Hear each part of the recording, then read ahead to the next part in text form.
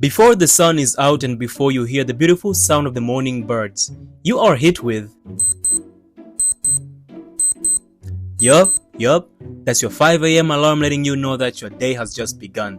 And before you even brush your teeth or take a shower, you gotta make sure that the house is clean, compound swept, breakfast made, cause at that big age of yours, you're not only a child in the family, you are also a part-time housemaid. Around 6 a.m. you are done with all the chores, you're done showering, and you peep the drip to see how smart you look. Nothing fancy, you know, it's your everyday uniform, so you pick up your lunch money assuming that mommy left it that day and you are on your way to school. As you walk by the street, this big yellow bus parks next to you. It ain't for you. It's for the kids who go to private schools, you know, schools that pay school fees, have better studying facility, better quality education, and so you envy that life. You think, how would life be if I also went to private schools? But before you get deep into those depressing thoughts, your buddies show up. The people who actually make school life exciting. And as you look at them, you remember, man, life is still good. I mean, I don't need a better school to have fun. I have my boys. You get to school and the BS begin. You clean the classrooms, go to school parade, go to class and see through different teachers. Teachers. These guys. The teachers in public school ain't the best. I mean, heck, they ain't even there to make your life better.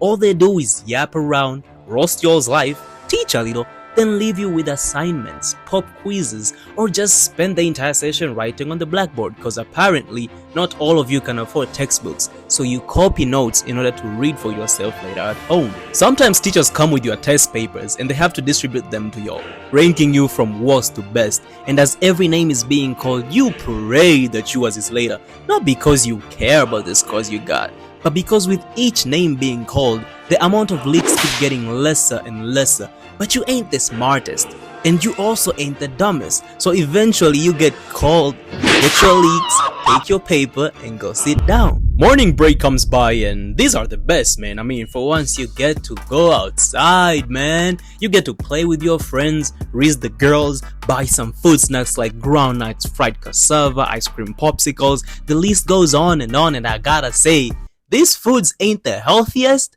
but dang do they slap. Depending on the day and how much money mommy gave you, you may end up eating in both morning breaks and the lunch breaks, but most of the time you skip eating snacks in the morning breaks cause judging by the amount of money you got, you'd rather save that for lunch.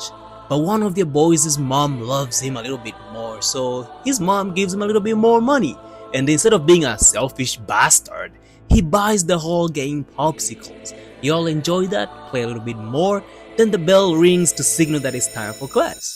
You go back to class, make some noise in class cause the teacher ain't there. Heck, there's no better time for a rap battle if you ask me.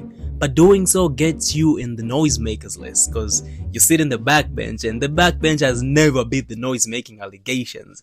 So you are in trouble with the teacher on duty. Man, at this point can't this day just end?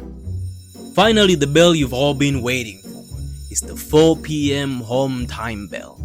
You and your boys start making your way back home, and here you get to see all the friend groups as they are also making their way back home, from the big bully weed smokers to the baddest of baddies, the athletes and the nerds.